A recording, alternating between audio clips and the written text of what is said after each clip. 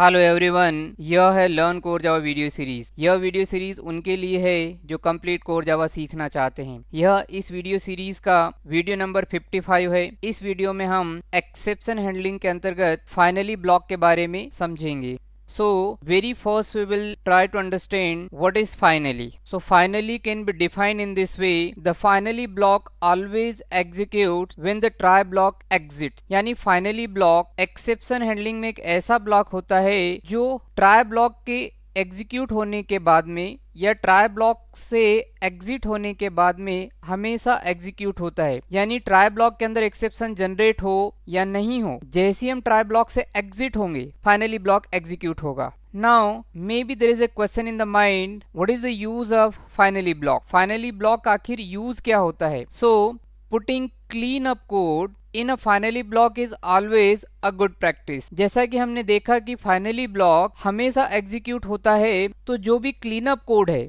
यानी जो resource release करने वाले कोड है, फॉर एग्जाम्पल फाइल को क्लोज करना या फिर किसी कनेक्शन को क्लोज करना, ये सारे क्लीन अप कोड जो है वह फाइनली ब्लॉक के अंदर लिखे जा सकते हैं। अब हम फाइनली ब्लॉक के एग्जीक्यूशन को एक प्रोग्राम के थ्रू समझेंगे और इसके लिए हमने एक डेमो क्लास क्रिएट किया, उसके अंदर मेन मेथड को डिफाइन किया। मेन मेथड के अंदर very first statement is return to print the started. Next हमने आई वेरिएबल को 12 से इनिशियलाइज किया और एक जे वेरिएबल को 2 से इनिशियलाइज किया। फिर हमने ट्राई ब्लॉक के अंदर एक स्टेटमेंट लिखा हुआ है जिसमें आई इज डिवाइडेड बाई जे और उसकी वैल्यू को हमने के वेरिएबल में स्टोर किया। देन के की वैल्यू को प्रिंट करने के लिए हमने एसओपी स्टेटमेंट लिखा। नाउ ट्राई ब्लॉक के जस्ट बाद में हमने फाइनली ब्लॉक को लिखा हुआ है और फाइनली ब्लॉक के अंदर हमने एसओपी में एक स्टेटमेंट दिया हुआ है finally executed. Next finally block close होने के बाद में मेन मेथड के अंदर ही हमने एसओपी स्टेटमेंट देके फिनिश लिखा हुआ है।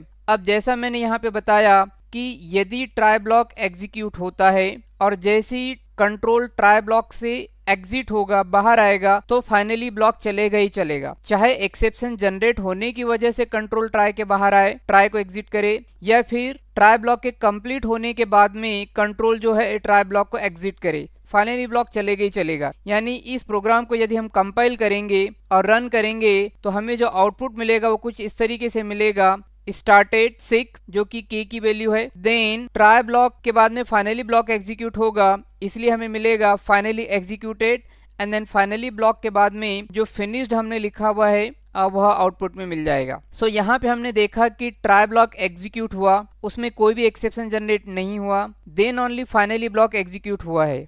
नाउ यहाँ पे एक और सिचुएशन हम डिस्कस करेंगे जिसमें ट्राई ब्लॉक के अंदर एक्सेप्शन जनरेट होगा और उसकी वजह से हम ट्राई ब्लॉक को एग्जिट करेंगे, but then only finally block execute होगा। हालांकि फाइनली ब्लॉक एक्सेप्शन को हैंडल करने के काम में नहीं आता है, सिर्फ फाइनली ब्लॉक हमेशा एग्जीक्यूट होगा। सो यहाँ पे देखिए जे की वैल्यू जो है वो हमने 0 कर दी। नाउ ट्राई ब्लॉक के अंदर जब I divided by J execute होगा तो सिचुएशन हो जाएगी 12 डिवाइडेड बाई 0। इसकी वजह से यहाँ पे अर्थमेटिक एक्सेप्शन आएगा और अर्थमेटिक एक्सेप्शन आने की वजह से अब इसी पॉइंट से ट्राई ब्लॉक एग्जिट होगा, यानी कंट्रोल ट्राई ब्लॉक के बाहर आएगा। सो जैसे ही कंट्रोल ट्राई ब्लॉक के बाहर आएगा इस पॉइंट से, पहले फाइनली ब्लॉक चलेगा, यानी जो कंट्रोल है इस एक्सेप्शनल स्टेटमेंट से सीधे फाइनली ब्लॉक पे आएगा। देन फाइनली के अंदर जो भी हमने लिखा हुआ वो एग्जीक्यूट होगा and we are not handling the exception by providing the catch block. Catch block देकर हमने एक्सेप्शन को हैंडल नहीं किया है, इसलिए यह प्रोग्राम टर्मिनेट हो जाएगा।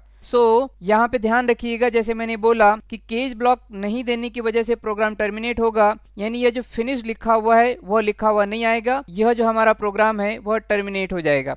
यानी इस प्रोग्राम को जब हम कंपाइल करेंगे और रन करेंगे तो हमें आउटपुट में मिलेगा started and then finally executed, और उसके बाद में एक्सेप्शन का जो मैसेज है वह प्रिंट हो गया और हमारा प्रोग्राम जो है वो टर्मिनेट हो गया। नाउ यदि आप चाहते हो कि यहाँ पे यदि एक्सेप्शन जनरेट होता है तो प्रोग्राम टर्मिनेट नहीं होना चाहिए, उसको हैंडल हो जाना चाहिए, तो इस काम के लिए आपको कैच ब्लॉक प्रोवाइड करना पड़ेगा। उसके लिए प्रोग्राम हम कुछ इस तरीके से लिखेंगे। एज इट इज प्रोग्राम हमने यहाँ पे लिखा हुआ है, बट ट्राई ब्लॉक के बाद में देखे हमने यहाँ पे कैच ब्लॉक दे दिया। ट्राई ब्लॉक के अंदर अर्थमेटिक एक्सेप्शन जनरेट होने की पॉसिबिलिटी है, इसलिए कैच ब्लॉक में हमने लिखा हुआ है अरिथमेटिक एक्सेप्शन ई। देन हमने यहाँ पे ई के अंदर जो मैसेज है उसको प्रिंट करवाने के लिए एसओपी स्टेटमेंट दे दिया। नेक्स्ट केच के जस्ट बाद में हमने फाइनली दिया। सो यहाँ पे एक बात आपको ध्यान रखनी है कि यदि आपको ट्राई, केच और फाइनली तीनों प्रोवाइड करने हैं तो जो सीक्वेंस रहेगा, पहले ट्राई, देन उसके बाद में कैच और कैच के बाद में हम फाइनली ब्लॉक देंगे। यह सीक्वेंस आपको एज इट इज रखना पड़ेगा यदि आप ट्राई, कैच और फाइनली तीनों देना चाहते हैं। नाउ अब इस प्रोग्राम का फ्लो हम डिस्कस करें। इन केस एक्सेप्शन जनरेट नहीं होगा तो हम जानते हैं कि क्या होगा। एक्सेप्शन यदि जनरेट नहीं हुआ यानी 12 डिवाइडेड बाई 2 यहाँ की जो सिचुएशन है, तो 12 डिवाइडेड बाई 2 के की जो भी वैल्यू है वो प्रिंट हो जाएगी। कैच ब्लॉक स्किप हो जाएगा यानी कंट्रोल सीधे फाइनली ब्लॉक पे आएगा और फाइनली में जो भी लिखा हुआ है वह प्रिंट हो जाएगा और बाकी का जो प्रोग्राम है वो नॉर्मली एग्जीक्यूट होगा।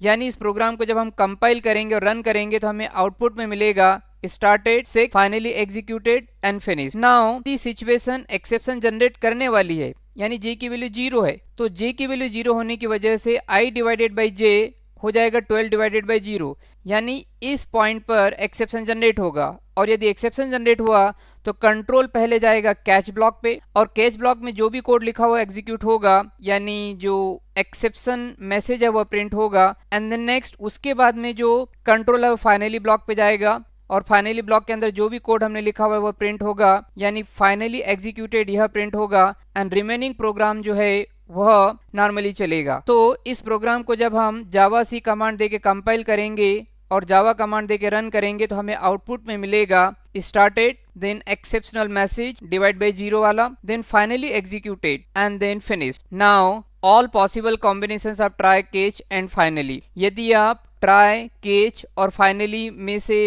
किसी को यूज करना चाहते हैं तो किस कॉम्बिनेशन में हम इनको यूज कर सकते हैं वह देखें। So try alone can not be used, केच भी अकेले यूज नहीं हो सकता और फाइनली भी अकेले यूज नहीं हो सकता। तो जो कॉम्बिनेशन होंगे वो इस तरीके से होंगे, या तो आप ट्राई और केच दो, या फिर आप ट्राई के साथ मल्टीपल केच प्रोवाइड करो, या फिर ट्राई के साथ आप फाइनली दो, या फिर ट्राई कैच उसके बाद में फाइनली दो, या फिर ट्राई के साथ मल्टीपल केच प्रोवाइड करो एंड देन फाइनली आप दे सकते हो। इसके अलावा यदि आपने कोई भी कॉम्बिनेशन ट्राई कैच फाइनली का लिखा तो वह कंपाइल टाइम एरर होगा। हाँ, यहाँ पे यह बात जरूर याद रखें, जावा 7 में एक और ट्राई ब्लॉक इंट्रोड्यूस हुआ जिसको ट्राई रिसोर्स कहते हैं। तो ट्राई रिसोर्स की हम बात नहीं कर रहे हैं क्योंकि ट्राई रिसोर्स जो है वह विदाउट केच या फाइनली के लिखा जाता है। कोर जावा से रिलेटेड अन्य टॉपिक को समझने के लिए आप इस वीडियो सीरीज के अन्य वीडियोस को भी देखें और जावा से रिलेटेड कोई भी डाउट आपके पास में है तो उसको कमेंट बॉक्स में लिखें। Thanks for watching this video.